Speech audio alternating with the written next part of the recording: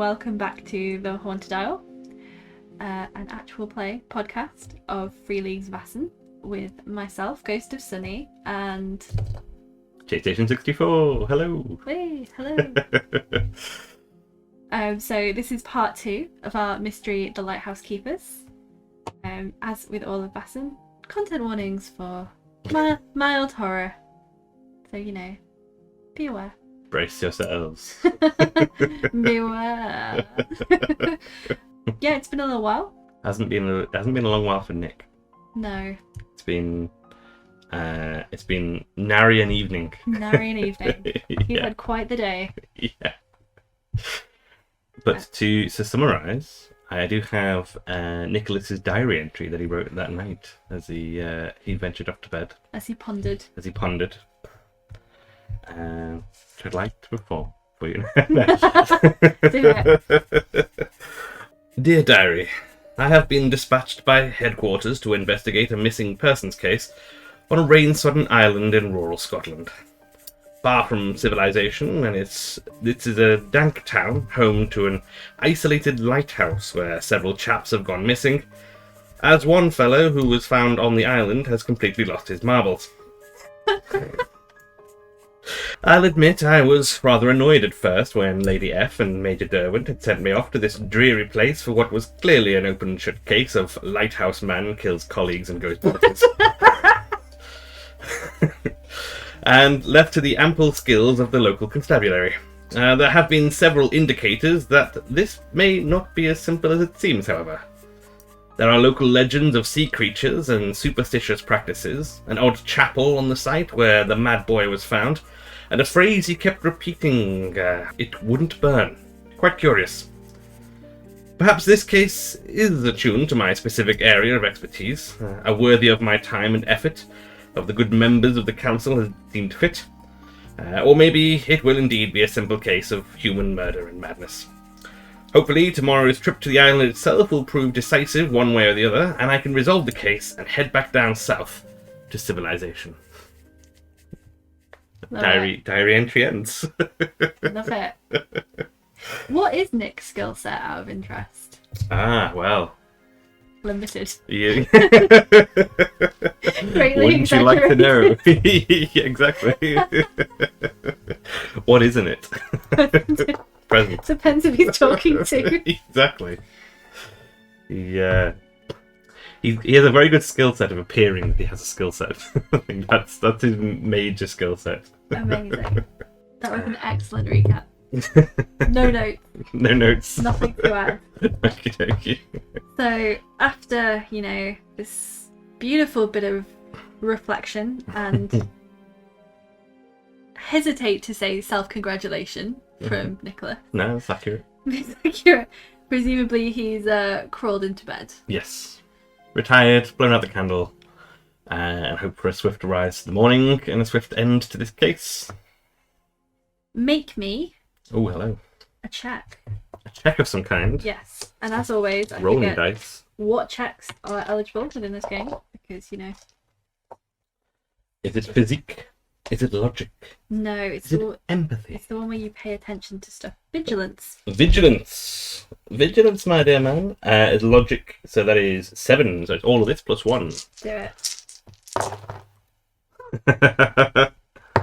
Hey! So when I poured the dice out at the start, getting ready for today's video, I rolled 3. Just pouring the dice out. 3 successes. 3 that is. successes, yeah. And that will be all the successes I will be getting today, I'd wager. So, as you fall asleep, you hear the wind and not much else. Okie dokie. Not that there was anything to hear. There was you'd never know. It's the howling winds. Another peaceful night for Nicholas. So, as he falls asleep, the heart come in. We do a flashback. Bring, bring, bring, bring. So we away from the dreary little rock in Scotland, which is very fancy. It's actually quite a delightful place. Please don't at us. And we're back in London.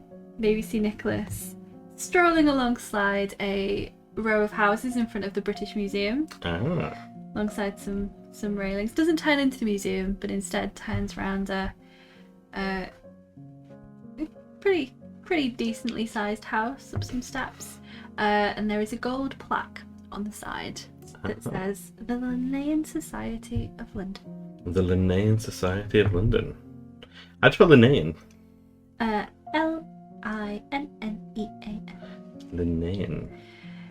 You might know it from your mysterious past. Oh, from mysterious past, I see. Carl Linnaeus was the person who invented, in real life, the taxonomy system we use of, like, you know, species and genus and all that kind of thing. Oh, is that a real... He's a real person. Oh, okay. Linnaeus, not Linnean. Oh, yeah, sorry. But that was really unnecessarily pedantic. I'm really sorry. Welcome to this history lesson that you've definitely signed up for. But in the Vaesen universe, he was one of the founders of the original society. I like that a lot. That's very cool. When he died, his papers were left in ruin and disturbed, and they were found by a travelling Englishman who was working with him. They brought them back to found the Linnean Society of London. Very interesting. Secret. So it could. I like that. I like when they do things like, because that could be the real case. We'd never know it. We'd never know it. Because it's a secret society, so we wouldn't know if the real Carl Linnaeus had secret documents about Vaesen and whatnot. I'm assuming they were about Vaesen. They weren't just random documents about, like, his favourite flavour of tea. No. This is not my diary. His was a much more interesting diary.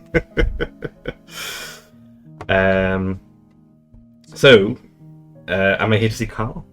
No. Carl's dead. Oh, okay. He died a while ago. His papers are in London. This isn't news to me. This is news to Jay. Not Carl.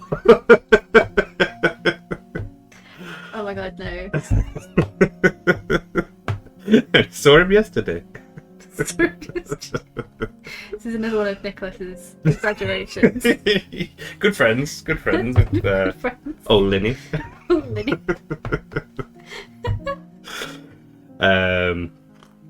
So yes, why have I come to the Linnean Society? The Linnean Society, but his name is Carl Linnaeus. Yes. Cool. Of London. Because otherwise it'd be the Linnaeus Society. And That's too much. It's too much. You're here to see someone who works with the society, also works part-time in the museum. Huh? Your friend, Timothy Rowley. Timothy Rowley. Very nice. So when you kind of came to London and started working with the society, which we haven't really explored yet, but I think we will do at some point in the future. His mysterious past. His mysterious past. You got to know Timothy as another jobbing member of the society. So he's not somebody who will give you missions, but is someone who you can work with. So he's an archaeologist and very knowledgeable about British folklore. Does Nicholas know if he knows about the site and whatnot? Make me an empathy check. Okay. Empathy is not Nicholas's strong point. It's just 3. And that's no successes. So when you first met him, you assumed that he was basically a librarian. Right. But he works for the society and he is very knowledgeable about history and folklore. So even though he is an archivist by trade, he is very knowledgeable and has the site. Ah, okay. But he's not one of your ragtag, I'll go and seek out the Vaesen. He's not a field operative. He's not a field operative, exactly. Okie dokie. And I'm good friends with Timothy. Are you good friends with Timothy? I believe that Nicholas believes he's good friends with everybody. That's useful to him. Oh, now I feel sad for Timothy. We like Timothy. He might accidentally be good friends. Oh my god. Okay. Are you gonna knock on the door then? Yes. Have you got a key? Like, do you let yourself in? Like, are you that good of a friend? I don't know who would let Nicholas have a key. I can't imagine any kind of secret society would let Nicholas walk away with a key to their building. So a maid kind of lets you in, but she's sort of heard the door and she's going about her duties, and her job is not to wait on you. So she tells you that the master is in the parlour. Thank you, dear. Making my way through to the parlour. She bristles at this, but says, We'll definitely will just hand her his coat as well. wow, okay. So when you kind of get into the room, you see it's kind of at the back of the house. You see Timothy kind of hunched over a desk, working on something, maybe putting a piece of pottery together. When you open the door, he will be frozen, having heard you, the maid. Yeah. And will be awaiting your arrival with an expression of apprehension. I believe between leaving the maid and arriving at Timothy, Nicholas will have been shouting occasionally, Timothy! So I want you to imagine that like there's a very delicate piece of like very old pottery that's just come out of the ground. He's like this. He's flinching every time you start shouting. And yeah, upon seeing Timothy with in his delicate position, Tim, there you are, boy, and we'll proceed to just come and sit next to him, ignoring whatever it is he's. So he'll kind of shake. Slam down on the seat. For God's sake, shh. Just give me a moment. Puts it down very carefully, and it's maybe it's set in a box. So he'll kind of pick it up and very carefully walk away from Nicholas and put it on the other side of the room, on a sideboard, tucked very far away and very safe. Nicholas will be trying to peer in the box the whole time. Kind of, nothing for you. Anything valuable in there? Only to people who know about history, my dear boy. Well, not real value then.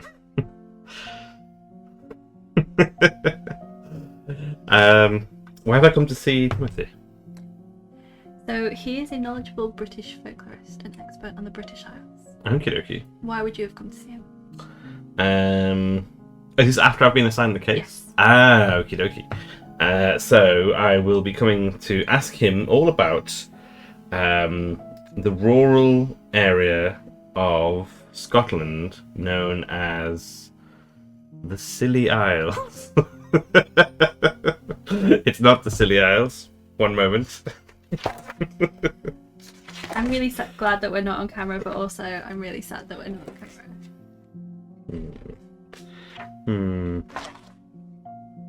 I've got some notes. I've gone back too far now. You're going too fast. Gallenhead. Can you tell me about Gallenhead and Eilean Mor? Oh, you look so proud of yourself.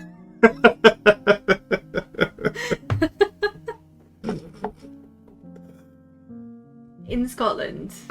Yes. That's the one up north, right? Yes. Up north.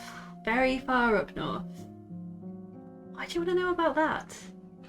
Well, I have been assigned, I shouldn't be telling you this, of course, a very important, secret, very important mission to Eilean Mor. He sort of rolls his eyes at you with an academic's disdain for a field op.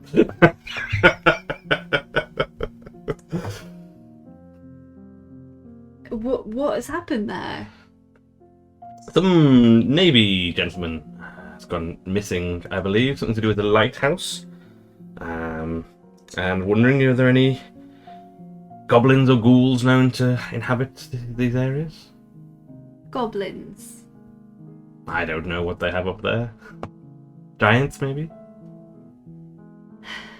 This land has a rich history going back millennia, with far more interesting and terrifying things than goblins.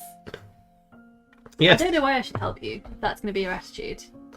Well, you can educate me, dear man. Come on, Timothy. I can always help you out if you need it. Where's that thing in the box? I'll sort that out for you. And he sort of puts himself between you and the box.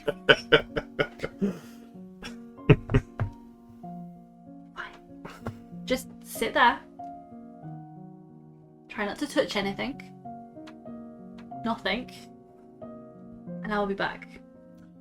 He'll probably sit back with a far too much self-satisfied smile on his face, waiting for Timothy to return. So as Timothy goes to the door, he kind of like looks and he goes to walk out and he turns back really quickly just to make sure that Nicholas is still sitting where he left him.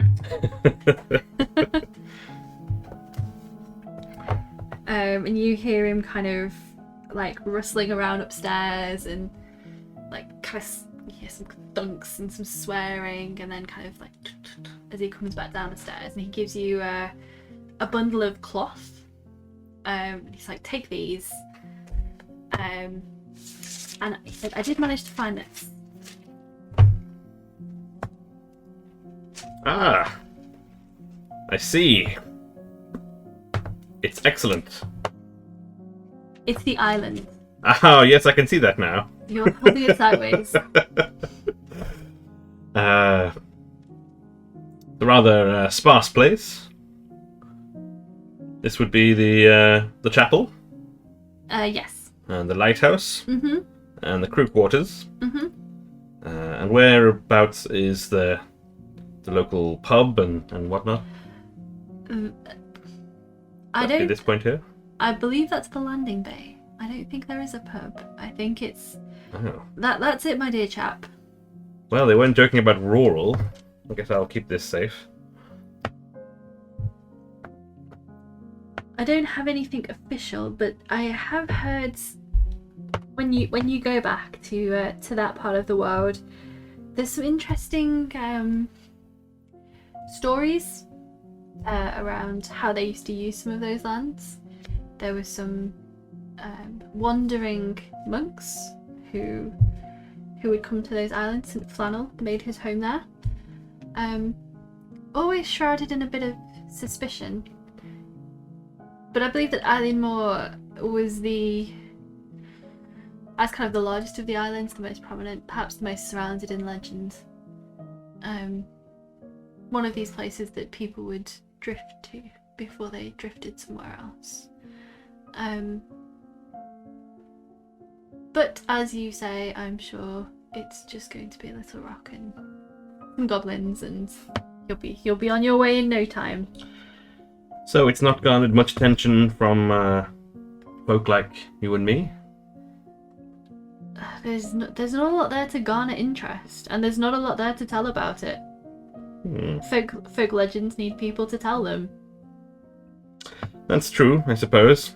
Maybe this is not going to be quite the wondrous, fantastical case I was hoping for, but an important one nonetheless. Kind of maybe correct himself and revealing that it's not a very important mission he's going on.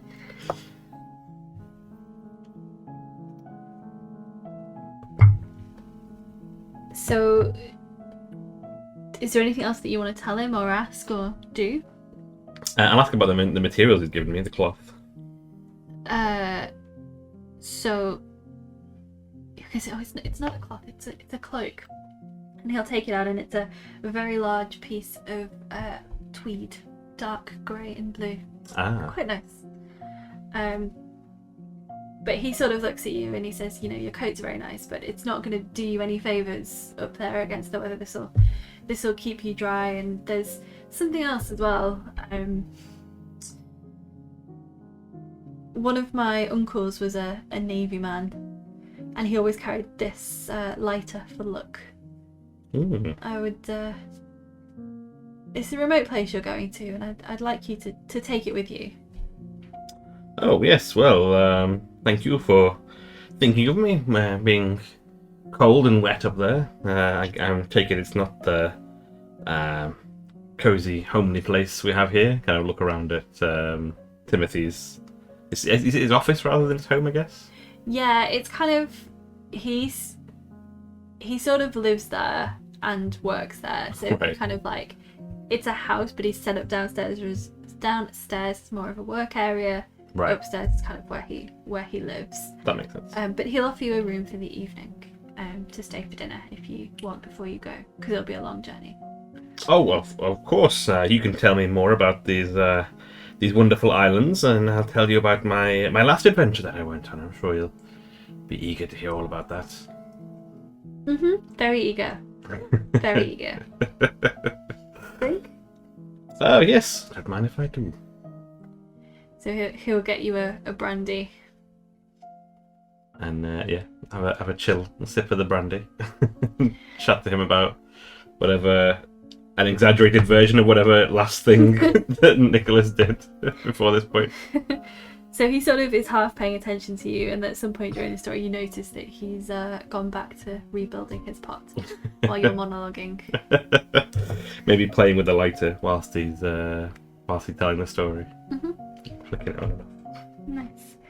So with the warm memory of home, you drift off to sleep back in your slightly drafty room up in Scotland.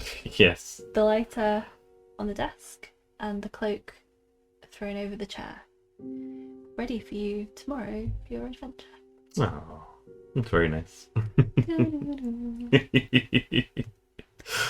It's all lovely and not going to be at all harrowing. Drifting off to a pleasant sleep. Make me another perception check. Well, vigilance That's check. vigilance check. 7, wasn't it?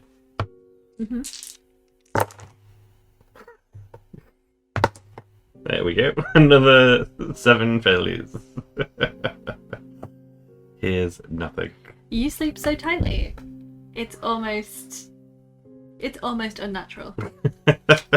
Just enjoying the dreamy memories of my good friend Timothy. Aw, so wholesome. Yeah. The next morning, Yes. we're down on the port.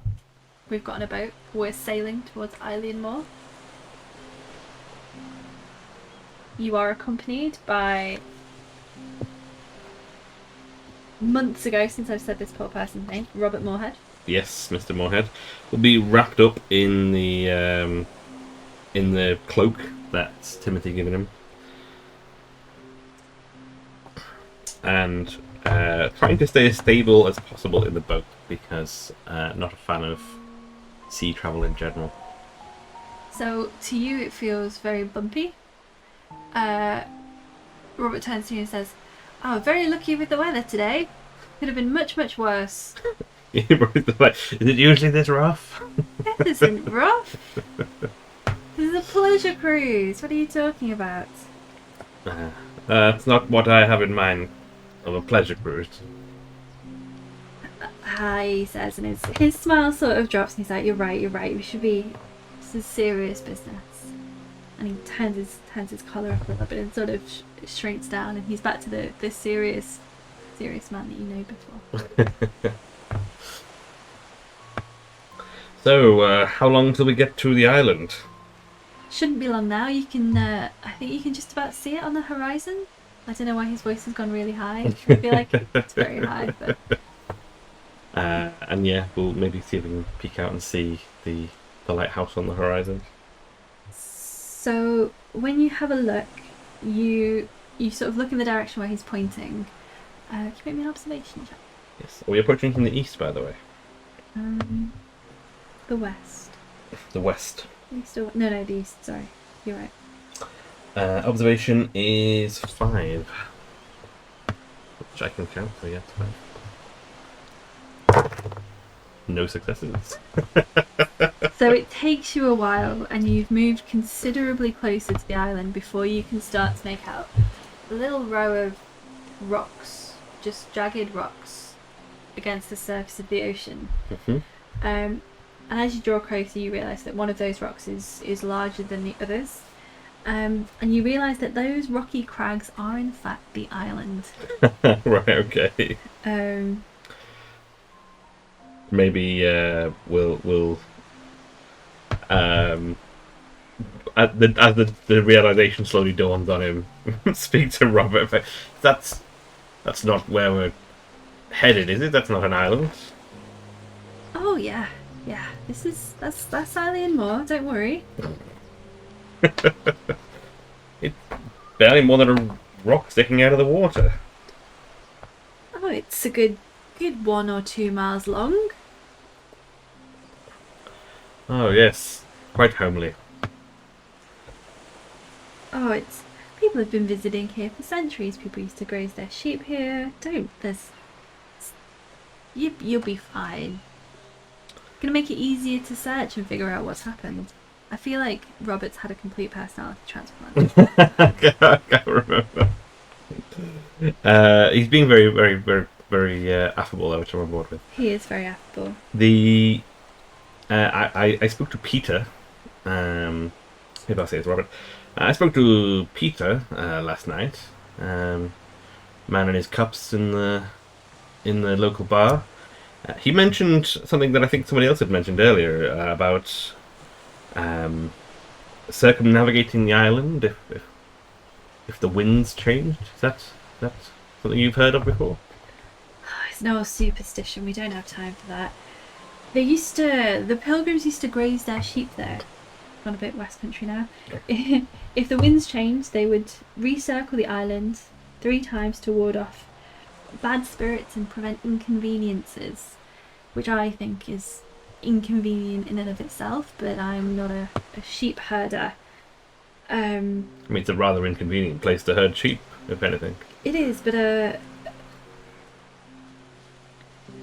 he sort of hesitates. He says, you understand, I've not been there a lot myself, and it might have been, seeing Jimmy in such a state and the others gone, but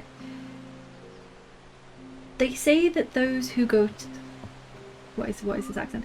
But they say that those who go to the island would often return more devout than when they'd arrived. And there is a feeling of something there. Something other than isolation and damp? And he sort of cocks his head and he says, I've been to many remote places. The Lighthouse Keepers, they'd lived here for a long time as well. There's a reason I sent for your lot, rather than a more traditional investigator. I think this will definitely pique Nicholas's interest, and he will ask, what is it you know about my lot?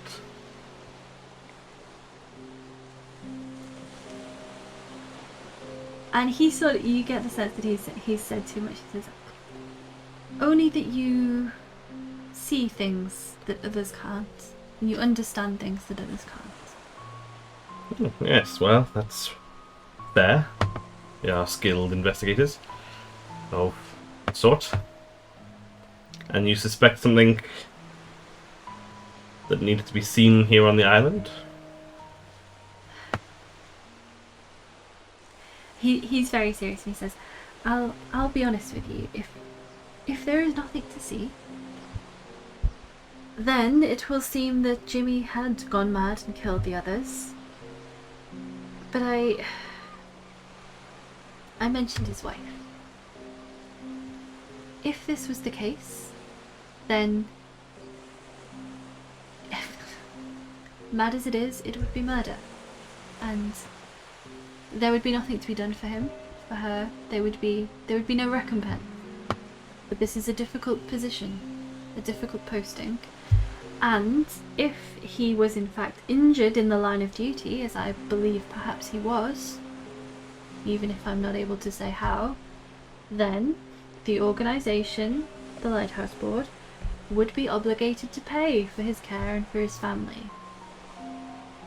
So as much as I hate to think that some evil has befallen them, I would like to have an answer.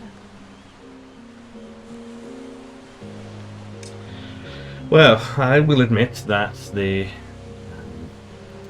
initial investigation did point to your boy there having maybe gone a little spare and caused this, but I do have an inkling that maybe there is more to it, as you say. So hopefully the investigation When we get there, we'll bear that out for your friend's sake. But I'm not going to lie for the sake of scraping a few coin. And he nods and he says, you fair. That's very fair, sir. And you kind of get the sense that if he was inclined to lie, he would have done so already. So he's kind of glad that you're on the same page. Well, that is largely a lie as well, because he probably would lie for the right incentive. Nicholas would lie if he was given the right incentive, but he's setting the tone. You don't come out and say, oh yes, I would definitely lie for you. You start off by saying no, and then you're convinced. With riches. And promises. I will say, Robin, like, works for Northern Lighthouse Boards. He does not have a glamorous job. I don't know what riches that you're, like, envisioning. He's talking about getting a pension for this poor guy's widow while he's, like, in some sad wing of the hospital. I feel like, maybe some jewels, sweeten the deal. No. You don't know what people look at. No, people have got. Well, Robert is reassured because he's a poor, sweet, trusting man that just wants to look out for Jimmy's widow, but that's fine. You do you, Nicholas. Also interesting for me, as a person married to you in real life. I'm not Nicholas. I hope not. Anyway. Well, I do like Nicholas's character. We like Nicholas. We like Nicholas a lot. He's a shit, but we like him. So you see the island. Doesn't look any less like a rock the closer you get. You see it's in fact essentially a very big hill with the edges dropping away to sharp cliffs and to rocks and waves beneath. I assume it's grassy if there were sheep. It's grassy on the top. Cool. But it's kind of the grass, it's grass that is covering rock. Right, okay. This isn't like a gentle meadow. It's a good place to graze sheep, but there's a reason why nobody has moved there wholesale. Okay, that makes sense. You seem to be driving straight for the island. You are in fact driving as you get closer to a very small piece of wood that is jutting out from the side of the island. Is this the eastern landing? This is the eastern landing. And probably will look quite distraught at the idea of disembarking there. Is that altogether safe? Yeah. It's a bit of a scramble, but, young strong fella like yourself, you'll be fine. I mean, you might see Nicholas, peering over the edge of the boat slightly and looking a bit greener. It's just jutting out into the sea, and then as you get close to it, you see that around the top there's almost the hills and the rocks are so steep that the stairs don't go up. There's a track that kind of carries things up and down, but the island stairs kind of circle around up to the lighthouse. Okie dokie. Much like What's that little drawing? Is it? Okie dokie. Have we pulled into the jetty? We have, well... The landing. Yeah. Yeah. Nicholas will probably speak to the... I don't know if captain is too grandiose a term for the person driving this boat. You're staying here, right, whilst we're on the island? Oh, well, yes. You're not going to... Okay, just making sure. Do you want me to leave? Not at all. It took quite some time to get here. I don't want to wait that time again to have to expect some kind of reprieve. And he sort of shrugs at you and pulls the boat out of the water and makes sure it's secure. And you see him lighting a pipe. As you turn back around, Robert is already halfway up the stairs. I don't know if Nicholas has anything like cigarettes. He'd probably offer one to the captain, but he's got a pipe, so it's probably a futile gesture. You can offer to light it for him though, because he's got a light. He'll kind of go, all right then. And then very hurriedly try and chase after Robert, and probably realise quite quickly that wasn't a good idea because his physique is quite low. His steps are also very narrow. Ah, okay. Like this, cut into rock. So yeah, try maybe the first 2 or 3 steps to chase after, and then realize that that's not going to happen. This is going to be a very slow, steady following up. But looking around as Nicholas climbs, looking for any signs of anything unusual. I guess I don't really know what would be anything that's not just rock stairs and moss, essentially. So, as well as the jetty, there's also the landing.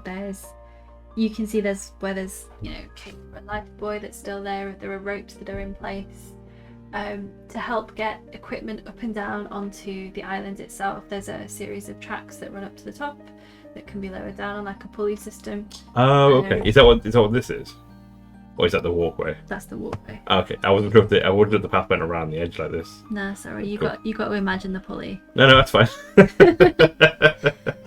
In your mind. Close your eyes. Yeah, and the ropes are in place. It's on this side. Nothing looks amiss. Okay. The pulley system, does it look like it's been used recently, or? You can't really tell.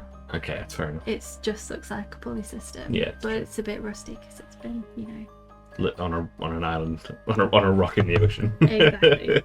Yeah. Robert kind of waits for you nearest the top, and he says, "Well, where do you want to go now?" I suppose wherever they were supposed to have been last. I guess wherever you were supposed to have seen them. The lighthouse, the crew quarters. Yes, that sounds about right. The chapel, I'm guessing, is where Jimmy was found. We'll have some clues, at least about Jimmy. But we'll stop into the lighthouse first.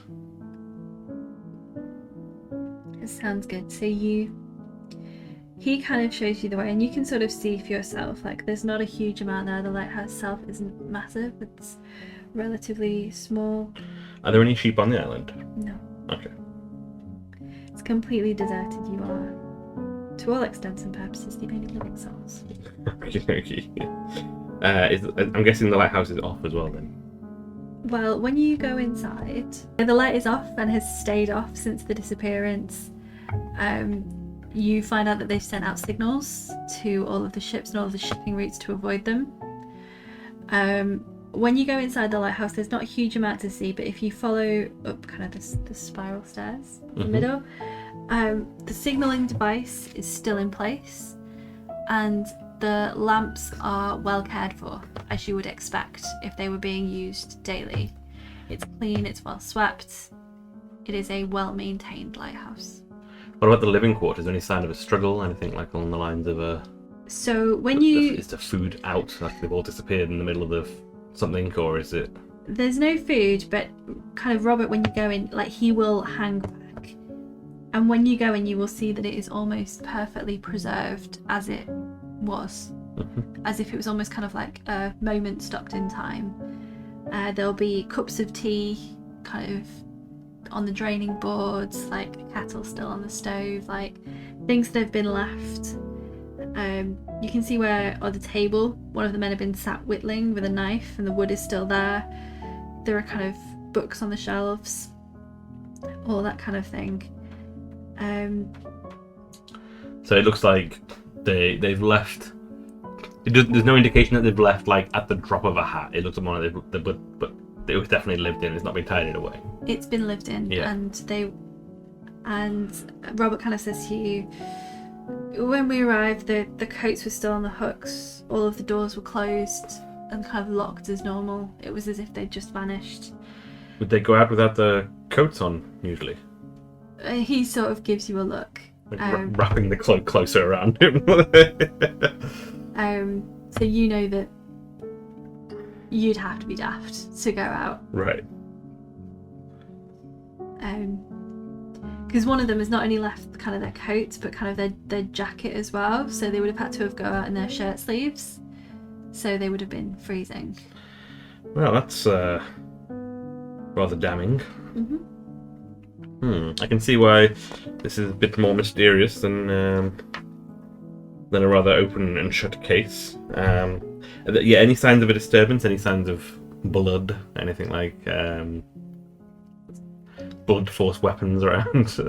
No, everything looks pretty normal. Make an observation or investigation check.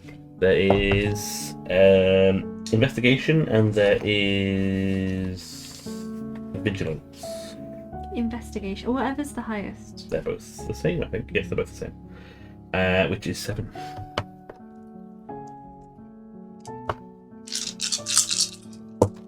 Haha! A few successes. Bloody goodness.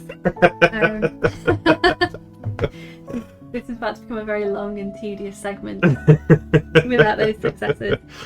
Actually, and so nothing had happened at the lighthouse then. Nicholas went home. Nicholas moved in and decided, what a perfect place to live. I shall work on my novel. So, yeah, in the lighthouse you can kind of see things like that. It's not a huge space in the living quarters. There's a table, there's like a seating area, and then over to the side there's kind of almost like a little officey nook. So there's a desk, you can see a chalkboard where somebody's been making notes of the weather conditions and the lamp conditions and the business of running the lighthouse efficiently. Is there a tracker on it? There is.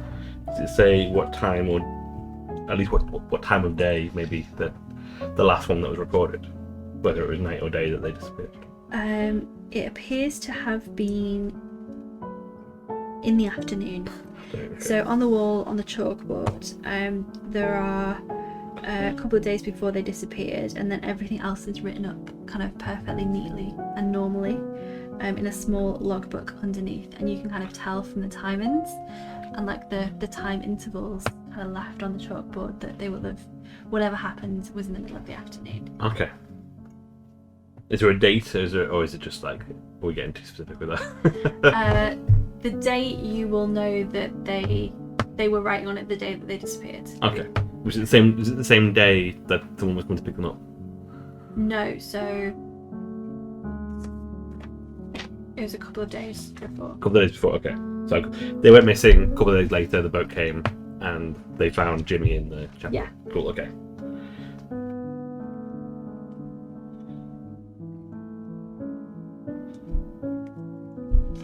Yes.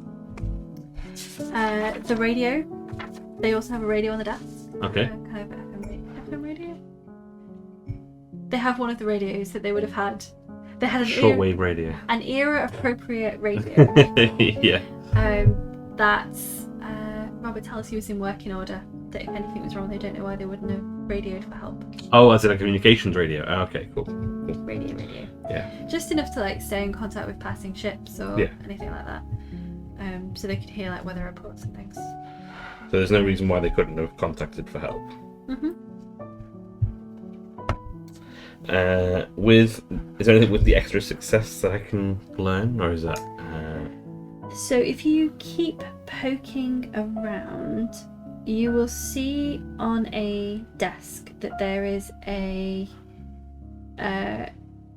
almost like there's like novels and books that people have brought with them. One of the books there is called Rituals of the Flannel Islands. Ooh, probably will have drawn his eye immediately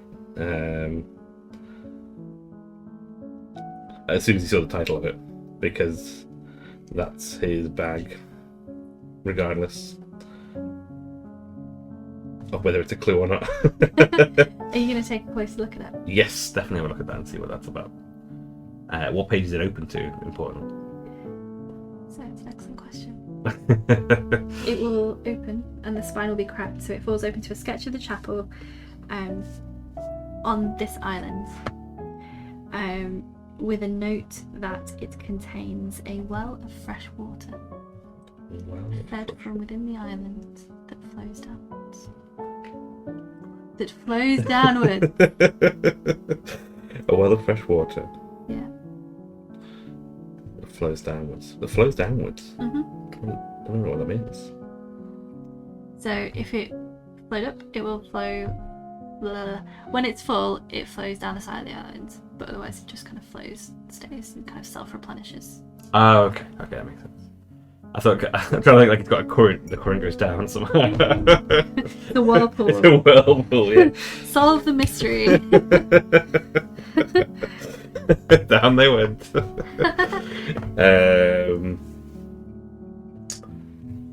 Interesting. Does it mention anything about the ritual? Any rituals related to the well? Not related to the well itself, but if you keep flicking through, you see that there is a sketch of something that looks a little bit like a wonky clothes era, like clothes maiden. Oh, okay. Clothes horse. Clothes horse? Yeah. Clothes maiden. But with like bits of seaweed hanging off it. That looks like it's been drawn in at a later date.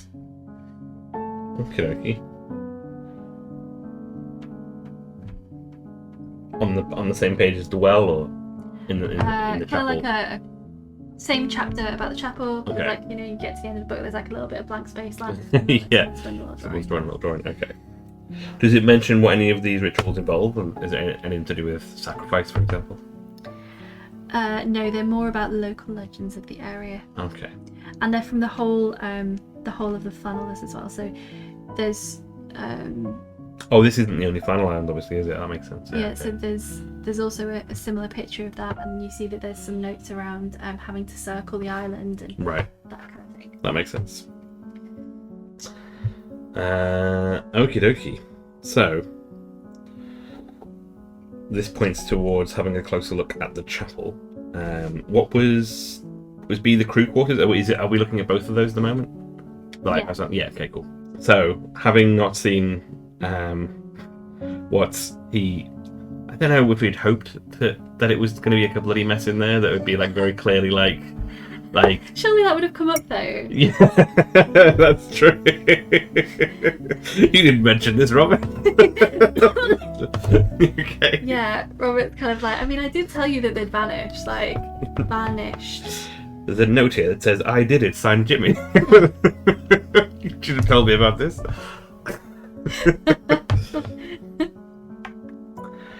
Well, this is rather mysterious, eh, Robert? I mean, I don't have your expertise in this field, but yes. I guess there's nothing really to it then than to check out the chapel, I guess. Take the book with him. The chapel, you'd say? Yeah. So it's a little further towards the summit of the island. Mm-hmm. It's a bit shady.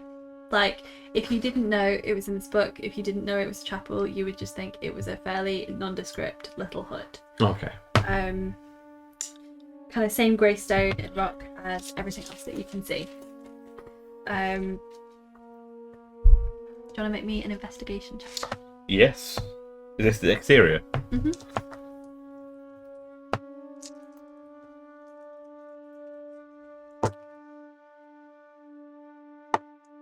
No successes. On 7 dice. So 1 in 6 chance.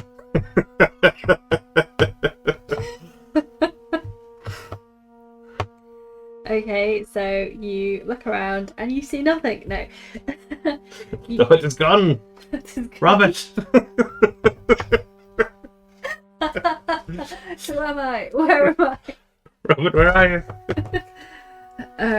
So he'll tell you to kind of get on, and can you get yourself into the chapel? He doesn't know why you're dithering around outside. Okay. Is he? How eager is he trying to get me into the chapel? Not in a creepy way. Okay. Just like the sooner you're done, the sooner you can get back. And as far as he can tell, you're just like investigating a whole load of nothing, which is technically what you are doing. Just looking at a brick like it's really significant. Turning it over in his hand. This brick seems to be of the same material as the hut, Robert. And Robert's not like join us in the chapel. No. Where did you get that robe from? Were you always carrying a torch?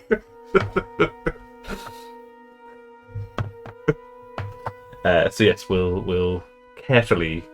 Can I listen inside the chapel to make sure I don't hear anything first? Yeah. Any kind of screams or ghostly whispers or whatnot? Nope. Then we'll creak open the door. Maybe we'll give a little nod to Robert, like a very, stay back. I've got this. Stay behind me, Robert. Yeah, but maybe more of a look than an actual phrase. And he rolls dice behind you. But he rolls higher than me. So, what are you going to have a look at first? Is it light in there? Can I see? Yeah, it's pretty well lit. Like, it's got windows. I couldn't remember what they were called then. First thing is going to check the floor to see if there's any sign of anything, again, blood, anything creepy, anything. So if you look around, you can see the rough outline of kind of like the what would have been kind of some small pews, like the altar at the front. To one side there's a cellar, which is where Jimmy was hiding, and then towards the back, what would have been... Oh, there's a cellar in the chapel. That's where he was found. Okay, well that's not creepy at all. And then there is the well, kind of at the top of the aisle of the church, right, which would have been like use it for the font. The font, right, okay. Which is, from your reading, that contains fresh water. This might be outside of the bounds of this particular mystery, but is there any particular religious iconography around the room? Is it like a Christian church, or is it is there a big devil above the... No, this would have been a Christian church. Okay. With the fresh well as a font, which is very dramatic. I mean, you could argue that the fresh well came first and then the church was built around it. Yeah, it's true. But I mean, holy places. Utilizing a well as a font is very dramatic. Any signs of any attempts like the bar door or anything like that, or? Not that you can tell, but if you have a look at the cellar carefully, are you going to go downstairs? I will look at the well first before going downstairs. But what? Okay, so if you have a look at the well first, yeah. What are you sort of looking at and for? Very, very carefully, going to peer over the edge of the well to look down it first of all, to see if you can see anything moving or anything, or any bodies floating down there. No, so it's not a huge well. Like it's a small chapel, it's a small island, it's a small well. But what you can kind of see is if you have a look at see Jimmy down there. Oh god, that's dark. It's crawling up. Ah! No. See, that's my level of creepy. We're not there yet. Come on. You're gonna out-creep me. But what you can see is you can sort of almost see at the bottom, because it's almost like probably not describing it very well, but imagine like the well, and you can sort of see where it will have been there will have been kind of almost like holes in the side for water to flow into. But you can see that these are clogged, so the water isn't flowing as smoothly as it should. Okay. So maybe where the water level would have been, kind of up here, like would have been able to reach down to it, is now maybe dropped. It's watered without reach because the flow has been blocked. Okay.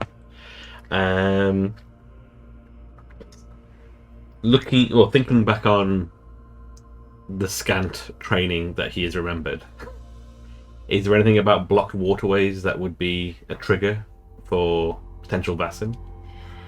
You would know that some Vaesen are adverse to fresh water. Adverse to fresh water. Okay, cool. So adverse. Sorry, no. If it was flowing normally, places may be rendered inaccessible to certain Vaesen, but if it was then to stop, Vaesen may suddenly have more access. Okay. So almost the opposite. Yeah. That makes more sense. Okay. Can he have a look at what is blocking the water flow? It seems to be a relatively normal growth of algae and moss and goop. Nothing unholy. Yeah. Nothing sinister. Just voodoo dolls. algae, moss, and goop. Can Nicholas make an estimation about how long it would take to clear them? You'd probably need like ropes and pulleys, and you'd have to lower yourself Oh, down. so it's not like the top of the thing. It's out of reach. Okay, cool. That's It's fine. out of reach. Yeah, out of okay. reach. Cool. Out of reach so far. So you could probably do it, but you'd have to. It would take some clambering, and Yeah. it would take some work. So it's not. It's basically assessing whether or not this was a panic button. Can I have Robert standing here and be like, clear it when we need to? But no, it's fine. Yeah. Just shouting clear to Robert. But yeah, it's more of a process. That makes more sense. Okay. Probably ask Robert. Do you know anything about this well? Only that it's been here for a long time. It's a holy place. Yes, it was in this book. But other than the fact that it's fresh, seems to be not much more information. It makes sense that it would be a holy site, I guess. Out here, surrounded by salty water. Indeed. He has a look around. He says, "I mean, it's pretty plain now, but I think that anything that would have been here would have been. I mean, the lighthouse itself is the lighthouse itself is relatively new, so he tells you that he thinks that maybe some of the builders would have stripped anything kind of the value of the site would have been taken by pilgrims or builders or people kind of passing through the island. Just casually, like stealing from consecrated ground. Just having a bit of a rob. Yeah, from this church. Well, it's a keepsake. It's a relic. No. So, looking around, is there any kind of is it pulpit the right word? That the altar that someone would speak from, kind of thing? So, if there was a pulpit, there's maybe a slightly raised altar at the front, but that's just been rendered into stone now. It's just a piece of stone. This is not a cathedral where you need to stand above your congregation. Like, this is like one side of the room to the other. Yeah, it's a small room. Okay, that's fair. In case there was any kind of any recent signs of someone having given us some sort of sermon or something, that would be interesting. Cool. I guess we will go and have a look at the cellar. So this is like maybe point. Is it what kind of cellar is it? Is it like a double door stairs situation, or is it like a ladder on the floor? One trapdoor, stairs downwards. Okay, cool. And this is where you found poor Jimmy? Yes. Was it you who found him? No, the people who were coming to relieve him, I came to investigate. Oh, I don't think I asked you. Did you find anything on your investigation, other than we found already? Not that I've noticed. I've told you, I think, everything I know. I'm trying to think if he has. I think he has. I mean, you'd be really remiss in this investigation if you were keeping things from me, Robert, I've got to say. And he looks really worried at that, and he sort of leans back and he's trying to desperately like rack his brains. What just occurred to me was loads of things that I was like, that are like the bloody room, that like, if he hadn't told me that, I'd be like...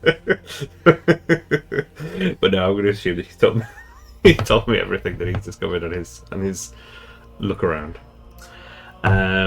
Does the cellar appear to be locked? Nope. Does it appear lockable? Maybe there's like a twist bolt on the side, but Okay. would have been pretty rusted and mainly just self-closing. Yeah, the old gravity door. Yeah. Gravity. And yeah, in that case, we'll open up the cellar and brace himself for maybe listen inside first again.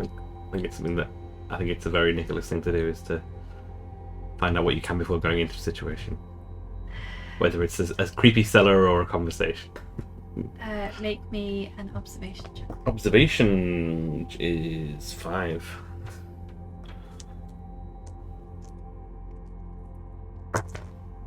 One success. Okay, so you kind of lean forwards and listen really, really carefully. You don't hear anything. Successfully don't hear anything. Successfully don't hear anything. I might let you bank that one. if we need it for emergencies. Well, no, it's I always think with these kind of dice games that not getting a result isn't a failure, it's learning something. Like if you roll a D&D, for example, a natural 20 to learn something, like what is this flower, and you get a natural 20 or whatever, you get a really high roll and you still don't know, that's information. That means that no one has ever seen this flower before. Like I think that's like, I think it's just as important to take those successes with. Well, it depends. If I'm dying in 5 minutes, then, then I might see if I can claim this one. But remember that time that I heard well. You can also we play pretty fast and loose with the rules, but you can push the rolls. Yes, so true. I do forget about that all the time. If you need to re-roll, you can decide to push a roll and take the consequences. Take consequences, yeah. I wouldn't have let you waste that on listening to a whole lot of nothing. He's just gonna stress himself out and like get himself injured listening to this. I will listen to the trapdoor. He just goes like into some sort of mega listening state where he just hears everything and drives himself insane. But yes, with that we'll open up the hatch, the hatch. Yeah. And look down inside. So as you start to kind of go forwards, Rob will say, "Oh wait," and he'll no, it's something. He'll, God man, what are you doing? And he's brought with him a lantern, which he will light for you. Oh, okay. And give to you, and he will say, and as he's trying to kind of get it lit, he will wait for a second. He said, "I did notice something slightly strange. When we were looking around, I didn't think much of it at the time, but it sort of struck me again when we were walking back here. I don't know if you noticed outside on the floor, there were hoof prints." No, I didn't notice. That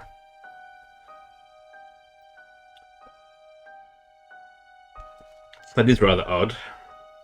They were. It's very odd. It was. They went all around the site and they didn't look like.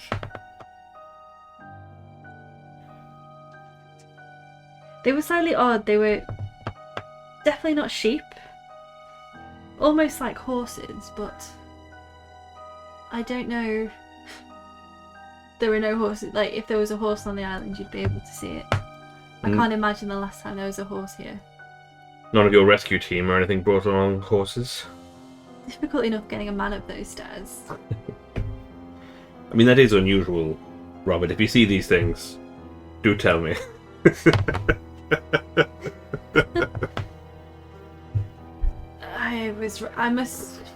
I was rather distracted by the two completely missing men and the other one screaming, but I will try to be more vigilant in the future.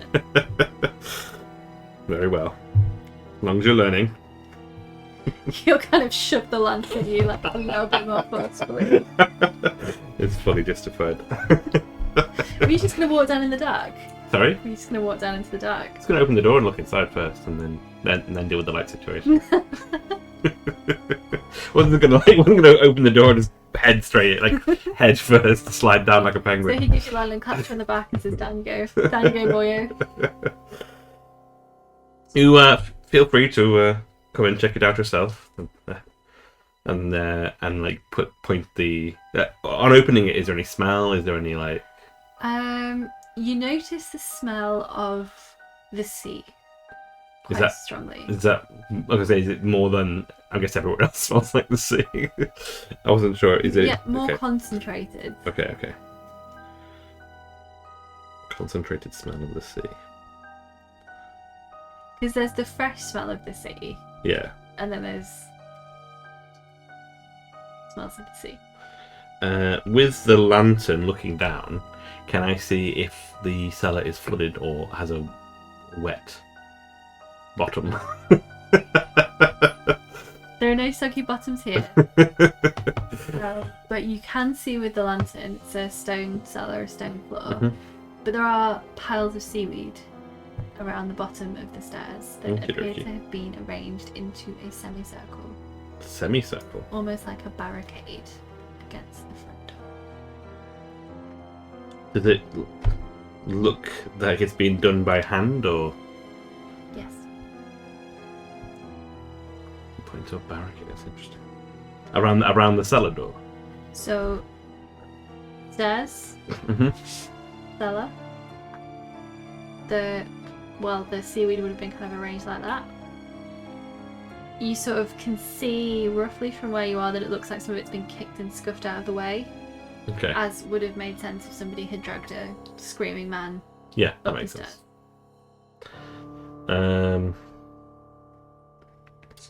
Do you know if your men know the seaweed was there when they came for Jimmy?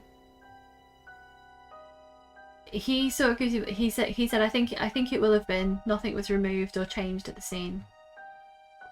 Does it look like?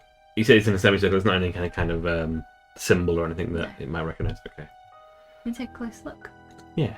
We'll carefully go down and have a closer look at the seaweed. Do you want to make me a check? What kind of check? Investigation. Investigation. 7.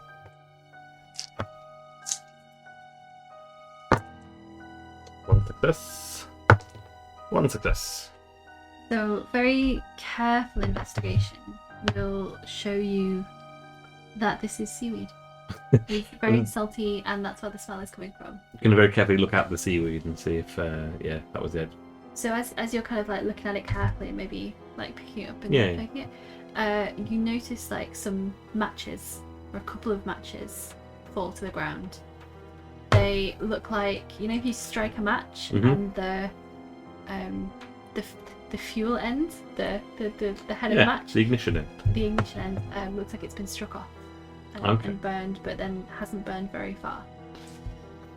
With the phrase "it wouldn't burn" in mind, is it possible to get a small piece of the seaweed and try and burn it with the lighter that Timmy gave me? You can. What happens? It catches fire. It burns. Oh, okay. Jimmy was dead wrong. However. Uh-oh. No, you can... Okay. Sorry, were you asking something else? No. You're like, no, you carry on. With your success, and with your bonus success for listening super well, you can sort of see that this piece of seaweed that you picked up was kind of around the edge. Some of the stuff in the middle is still quite damp. Right. So if you brought seaweed from the sea and tried to burn it straight away, it's going to be wet. So it's going to be wet, so it's not going to burn. Okay. Is there any other seaweed or anything around the room? The cellar room? No. There's just a semicircle and nothing else in there. Are there any other access points to the room other than the cellar door? No, like drain or nothing like that? No. Okay. Probably will invite Robert down. Yep. So this seaweed is unusual. There's none of it in the chapel, and there's no way for it to have gotten in here through the drains or anything. And Did the men collect it in any way, or? I don't know why they would have done. And he sort of looks at it and looks at you and he's like, "Are you sure there's none in the chapel?"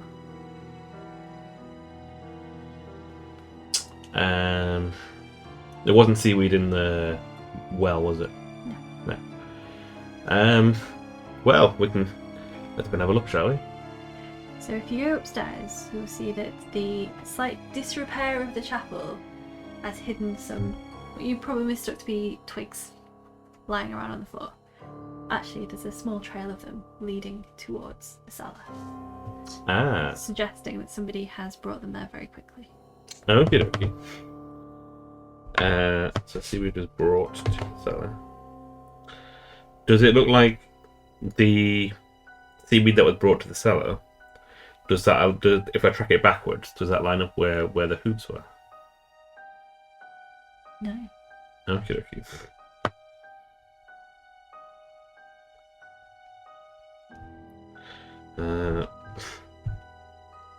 Because that's my next point of investigation, I think, is to see if I can track where those hooves go.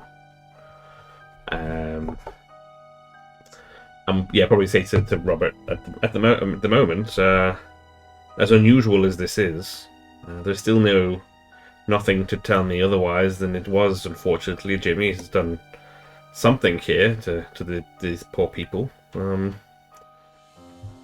But this hooves situation is very, very unusual. It's not a...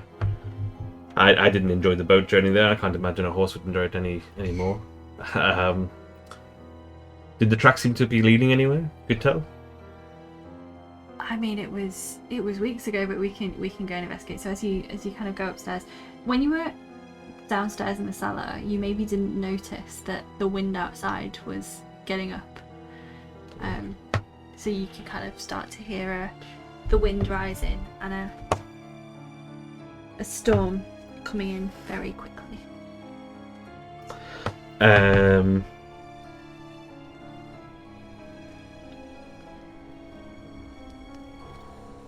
How long does it take to get between the chapel and the main buildings?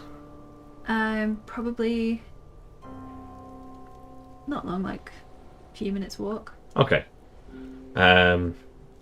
This weather looks rather unpleasant, Robert. Have we got time to make it over to the safety of the crew buildings? And he kind of listens.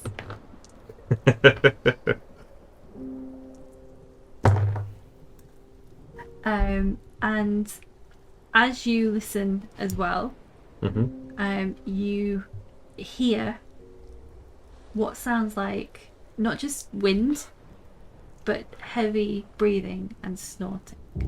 Ooh. And then is that coming? Wait, are we in the cellar still, or is this when we're back in the church? You're in the church. You okay. can hear it from outside. And the stomping of hooves. Okie dokie. With that, as cowardly and wormy as Nicholas is generally, his instincts will kind of kick in a little bit, and he'll step in front of Robert, between the door and Robert. It's so heroic. It's not what I expected from Nicholas. And we'll maybe put a hand on his pistol, on his... He's not going to draw it, but have it like whip back like a little bit and grab his pistol. Yeah. And then turn his head sideways to Robert, and there's definitely no horses or any kind of snorting creatures that might be living on this island, or maybe farming on this island. Maybe probably it's quite loud. Actually, probably taking it with a bit more of a whisper. No. Nothing. You stay here. You need to. You can run down there, and we'll make sure he's got the lantern. And we'll try and creep very carefully towards a window to see if you can peek. Just little eyes over the over the edge. See if you can peek outside to see what's out there. So the first thing you kind of see, and the storm has really risen now, unnaturally quickly. Okay. You might say. But vicious enough that if you were, say, in a lighthouse or down on the landing trying to move supplies, you would be taken quite unaware by the sudden storm. The sudden change in the weather. Okay. And the severity of the wave. If you listen really carefully, you can almost hear the skipper from the boat kind of shouting and trying to call you back. Oh, I forgot about him. But as you look out of the window, you see a glimmering red and a creature. It is a red winking eye. Singular. Eyes. Well, you're looking at it side on. Oh, okay, sorry. It's got one eye. Well, you see a creature, a red winking guy, I'm thinking like a 6-foot floating eye. No, it is part horse, part human. It has... Part human? Ish. Okay. It's got kind of unnaturally long arms that kind of reach down, and they're kind of almost like hanging on its frame and tipped with really long claws. In addition to hooves? or instead of hooves. Think like a centaur, but like really twisted and fucked up. Okay. A red-eyed, twisted centaur.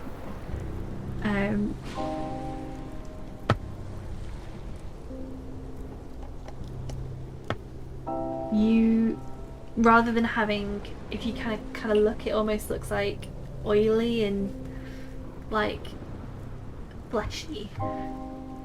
And rather than fur over its hooves like a normal horse, like fetlocks, it's got fins. And kind of wild hair. And it's sort of looking around, circling the chapel. And as you continue to look, it sort of turns towards you and locks its red eyes with yours. Is it red eyes on a horse's face or red eyes on a human's face? On a human's face. Oof. Human-ish. Yeah, human-ish. When it was circling the... well, immediately we'll duck out of the way. Like, even though it's too late, we'll definitely duck down out of the way. And with a look of unrestrained fear, rather than like not able to maintain composure, will wave Robert away. down the cellar. Yeah. Go. Does it look like anything he's ever seen before, or ever read about before? Make me a learning check. Cool. Learning is not. This isn't. What's his name? Learning is not his strong point. Oh god, it really isn't. Okay. Oh, it's 6 though still, which isn't actually that bad. It's based in logic, and he's good at logic, so. I think I feel like I need to redo these stats because these are a bit more like what's my big stats? I need to maybe retune Nicholas to be a bit more of the chancer that he is. Ooh, 2 successes. So, of yourself, you wouldn't have seen or have known anything like this before. Well, he doesn't go on missions. But you are a resourceful chap, if not necessarily a learned one, and you have a book in your back pocket. Yes. And that funny clothes error could very easily have been a crude drawing of whatever beast you are looking at now. I see. That makes sense. Was there anything in the book about relating to the picture? Does it circle 3 weak points? You can have another look. Yeah, I'm gonna look through the book and see if we can flick through to find that picture, and just make sure there's no if the damp rain has illuminated any like pencil etchings or anything, or any notes that might have been in there. What's it called when like a pressing? You know, when you've written something on top of something and you can still see the shape of the impression. That's it. Yeah. So you kind of look down and you flick through and there's the picture, and then if you flick the page over, you notice that there is in fact some other scribbling in pencil. Much cruder and much rougher. And it tells you that you are looking at the Nucalavi. Nucalavi? Mm-hmm. Is that with a K? I see. N-U. N-U. Oh, right. I thought it was K-N-U. N-U-C. K-E-L. K-E-L. Nucalavi. Nucal.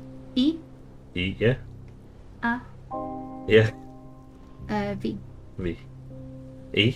E-E. Oh, E-E. Nucalavi. Nucalavi. Does he know anything about that? So the paragraphs that you can tell, they've got some helpful underlining. Okay. It drags people to the deep when it is angry or rageful. It's hurt by fresh water. Okie dokie. It answers only to the sea mother. Right. And it cannot stand burning seaweed. Cannot stand. I don't know if it goes into context of this. Cannot stand as in can't be bare around, or cannot stand as in it's gonna piss it right off. Only one way to find out.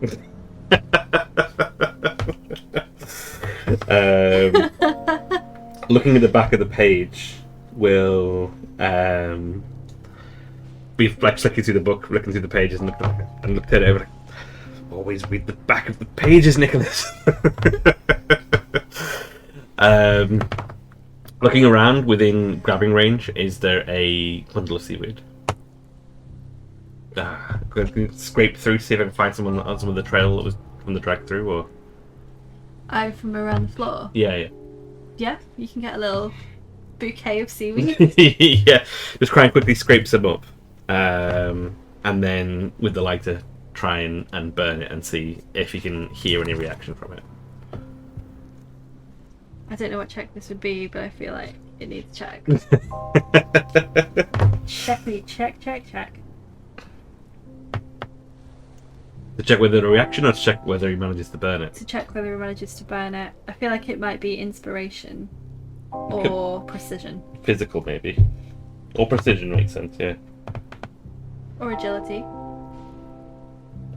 Basically, roll whatever you think is fair. I think all of these ones aren't his wheelhouse. Physique and precision are vaguely the same. It's not ranged combat, and that's the only thing that he's got any kind of training in. So it's going to be probably, I'm going to say agility, but it's all 0 anyway. So how about stealth? Is that also 0? Stealth's got an extra 1 to it. Well, you can have stealth. You sure? Sneak, hide, pick locks, perform card tricks. I'd say definitely. Perform card tricks is kind of definitely trying to light a small bouquet of seaweed while you storm outside at some demonic horse creature. It's more than agility, isn't it? Yeah, you're right. Yeah. Cool. Definitely. A deftness of hand. So that is 4 dice.